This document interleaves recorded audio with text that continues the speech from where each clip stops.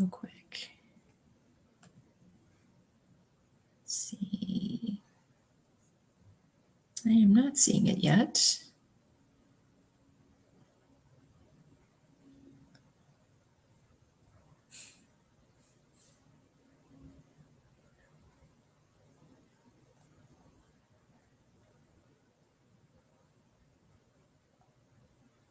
All right, looks like I am live. Okay, awesome. So hello, everybody. I am just going to share this real quickly, and we will get this going in 1 second. Let me see. All right. So I'm Jen. I'm so excited to be streaming today. I go live every Wednesday at 10:30, and I'm streaming this into my free Facebook group and also onto my platform, my business page on Facebook. And I'm Jen. I am your life coach. I have been a physical therapist for over 20 plus years and was battling some pretty significant burnout and overwhelm, which led me to invest in my own life coach. And as part of that process, I had such a huge transformation that I became a life coach myself, got certified so that I can help women just like me and you that may be battling burnout and overwhelm and trying to do all the things as a working mom, trying to juggle work and life and all the things. And I'm here with the tools to help you. And today we're going to be talking about overcommitting. It can also be called people pleasing, overscheduled, overwhelm. All of them kind of wrap up into each other.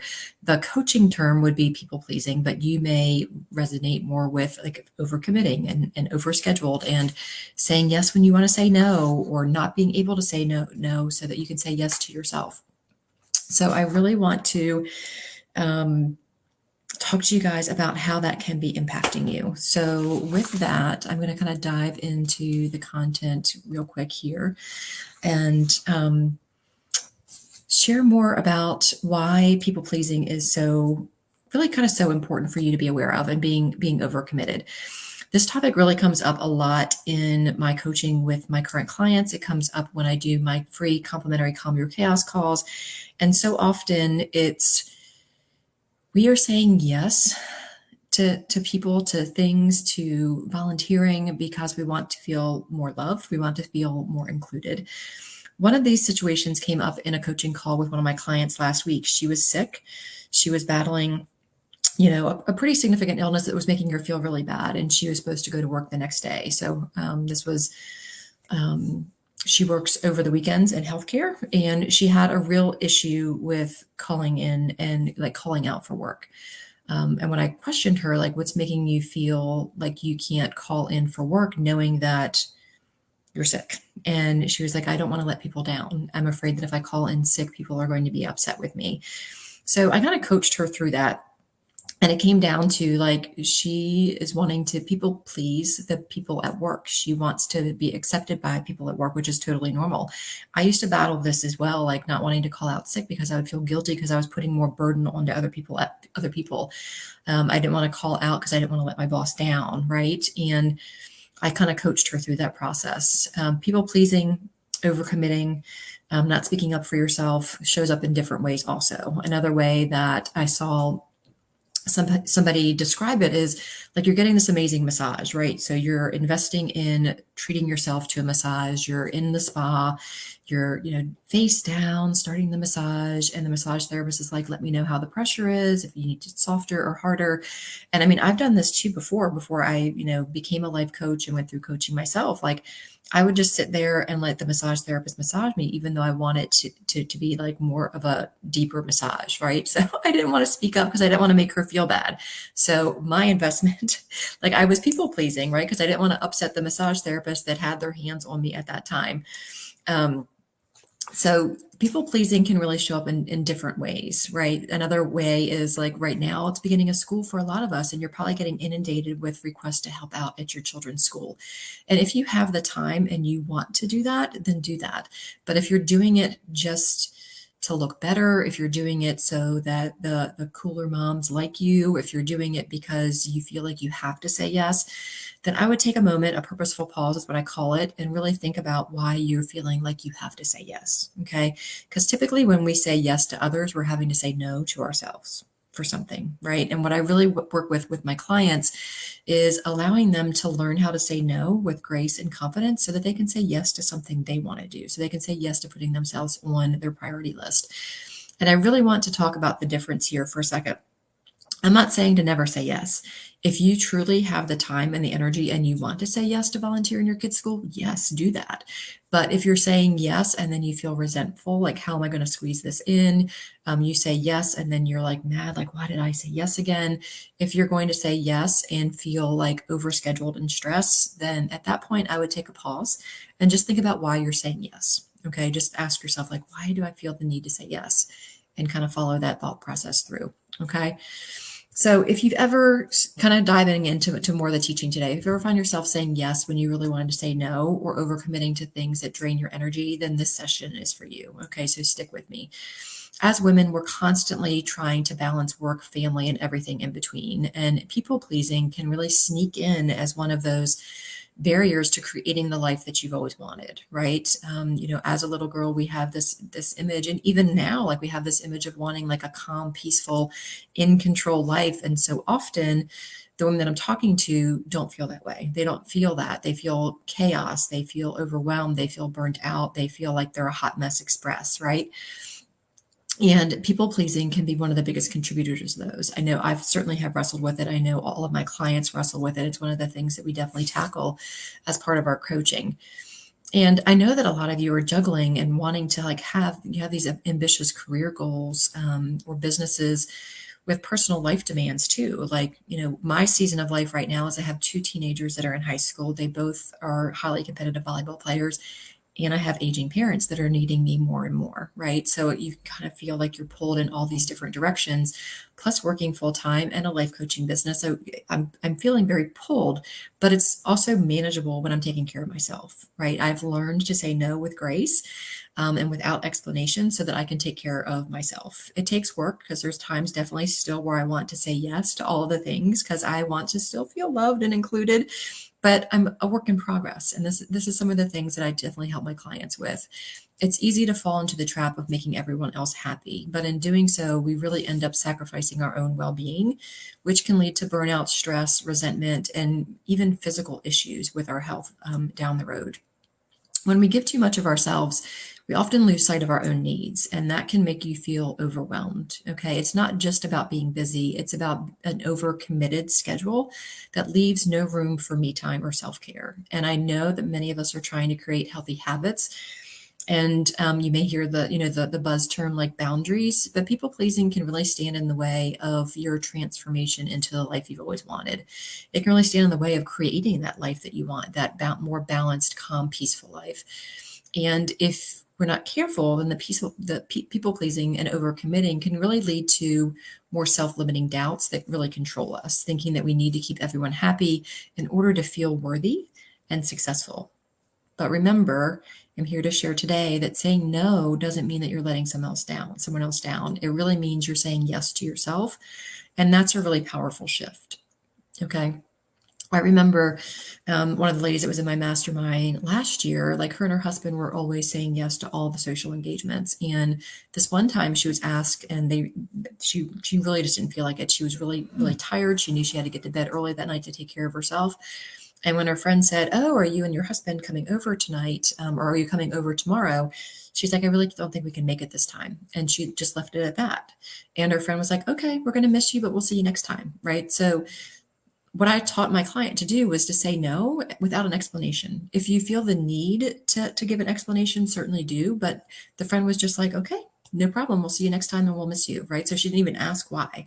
Most people aren't going to ask why. They're going to accept that you're busy or you have something going on or that you would be there if you wanted to be there. So let's talk about how we can start shifting away from people pleasing. And the first step is really understanding that your worth isn't tied to how much you do for other people. Your worth is not tied to the work that you do, okay? It's tied to who you are. And sometimes that means choosing yourself first. It means setting boundaries, and boundaries just means that you're learning to say no when needed. And I emphasize this a lot in my coaching because boundaries, are the key to really maintaining balance and well-being, and also really establishing healthy relationships, because you want the relationship to be healthy on both sides. So I want you to think about what it would feel like to prioritize yourself without guilt, right? To have more times for the things that light you up, whether it's taking a walk in nature, enjoying a glass of wine with a friend, or just spending quiet time with yourself to recharge, like just sitting on your sofa, right? With nothing else to do. And it was interesting that the same client that I was talking to you about with the boundary and saying no, like as she started saying no and creating these boundaries around her time and saying no to our children and enabling them to do things they could do themselves, she started having all this time and started being able to play tennis, which was something that she really enjoyed. And then there was a different mastermind call that she hopped on and she's like, Jen, I have all this free time and now I don't know what to do with it. And I was like, you do whatever you want. Let's create a list of like things that you want to do when you have some downtime. So that was really refreshing, that just teaching her that it's okay to say no and it's okay to sit when you say no, to feel that little bit of uncomfortableness, knowing that you're doing it for the right reasons. Okay. And again, you can't always control how people are going to react, but when you know that you're coming from your heart and saying no because you can't really handle whatever they're asking you to do, then it's going to be okay. You can't control how they feel by what you do, but what you can control is how you react. So some things that you can do is really kind of get clear on your priorities, like write down your top priorities and make sure that you're saying yes to those things that align with those priorities. So if your goal is to have a calm, more peaceful life, then you're going to have to learn how to say no to those things that don't make you feel that way. You're going to have to say no to overcommitting yourself. And again, we are perfectly capable of handling those uncomfortable emotions. But sometimes when we get comfortable, the first thing that we do is grab our phones. Or we'll emotionally eat, or we'll go grab a glass of wine, right? Instead of just saying, oh, I feel uncomfortable right now. Why is that? And just feeling the feelings. It takes your body 90 seconds to process an emotion if you just sit with it and let it go through you. Okay. Doesn't mean it's not going to come up again, like grief and sadness and those sorts of things. But if you sit in the feeling, your body will move through you pretty quickly. And then practice saying no. So tip 2 would be practice saying no. And again, like I said, it might feel uncomfortable, but I promise the more you practice, the easier it gets. And you can say no kindly, right? And with empathy. Create time for me, right? Block out time for yourself. Put this in your schedule, even if it's just 15 minutes a day. I teach my clients to do this through their morning routine. No matter what age kids you have, you can find time 15 minutes before those kiddos get up. I know it's very hard with a newborn, but do your best to find 15 minutes during a morning nap or something, just where you can do something that feels good to you, that's going to fill your cup up. Okay. Because I promise when you start filling your cup, you're going to be better able to serve all of those people that are relying on you. And then number 4 is really surrounding yourself with a supportive community. So I've worked really hard with my ladies in my mastermind to create that safe space for them where they can be vulnerable and lean in. I have my Facebook free community where there's amazing women in there where they can rely on one another. And I believe deeply in that power of like a true soul sisterhood, because as women, we truly are better together. And having people around you who respect your boundaries and lift you up and want to be with you, but also, appreciate that you need some alone time. Find those people. The people that get mad at you for saying no, you can't do something. Those are the people that you might not want to keep in your close circle of friends. So as you go through the rest of your week, I want to encourage you to start saying yes to yourself and no to the things that aren't serving you. And one of the biggest tips that I teach my clients is to really I call it a purposeful pause. So instead of saying yes right away, it's really easy to just say, can I get back to you? I need to look at my schedule, right? So that's a lot more easy to say. And then you can truly go back and look at your schedule. You can take time to think about, do you want to commit to this because you truly want to do it? Or are you doing it to people please? And for that person to like you, or because you don't want that person to be mad at you. Okay. So I know words can be really hard when you start setting boundaries, but one of the best things that you can do is just take that pause and say, can I get back to you, and let you know. Okay. Or use words, something similar that you would normally use. So breaking free from people pleasing isn't easy, but it is really necessary for you to live the life that you want to live, the calm, more peaceful, confident life, knowing that you can handle whatever life throws at you, right? And you deserve to feel empowered and in control of your time. So if this people pleasing topic, if this overcommitting topic really resonated with you, I would love to invite you to schedule a free complimentary Calm Your Chaos call. It is a call that I offer all of my potential clients to hop on with me. And what that looks like is you would schedule a time with me. So typically I ask you to give me 3 times in the next week or two that work for your schedule, and I will accommodate that and we'll hop on the phone. And for like 30 to 60 minutes, we're just going to talk about what's going on with you. Okay. There's no pressure. It's not a high pressure sales call at all. I really want to know like what you're struggling with in life. And regardless if we decide that working with me is the solution or not, you're still going to walk away with 3 to 4 tangible things that you can do right now to help yourself overcome people pleasing and really work on having that calm, less stressful life that you've always wanted. So thanks for joining today. I'm really excited to be here with you, and stay tuned for next week. We're not going to have the live because I will be celebrating my 20th anniversary with my husband. But we will resume with the week after that. So everybody have an amazing rest of your week. And again, if you want to book that Calm Your Chaos call, wherever you're watching this from, just comment call and I will reach out to you. I'll send you a link that gives you the form where you can just simply put in the 3 best times for you, and then we'll work together to get that scheduled. All right. Have an amazing day.